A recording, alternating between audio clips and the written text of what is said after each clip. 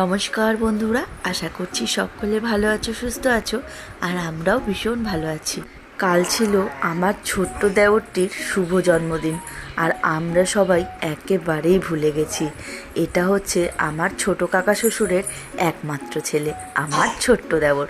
সে বায়না ধরেছে আমি বৌদিকে ছাড়া কেক কাটবো না। তাই আর তার বাবা মায়ের কি উপায়, তাই ছোট কাকা আর কাকিমা কী করেছে, একটা কেক নিয়ে, আর কাকিমা পায়েস রান্না করেছিল, আর মিষ্টি নিয়ে চলে এসছে সবাই মিলে আমাদের বাড়ি। কি জ্বালা বলুন তো, একমাত্র বৌদি হওয়ার এই জ্বালা। এখনও অবশ্য সব বৌদিদের আসা বাকি আছে, কিন্তু এখন তো আমি একা, তাই নাকি বৌদিকে ছাড়া কেক কাটা যাবে না।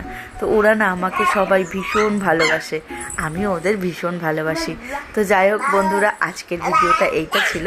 তোমরা কিন্তু আমার ছোট্ট দেওরটিকে অনেক অনেক আশীর্বাদ করো, ও যেন বড় হয়ে মানুষের মতন মানুষ হতে পারে।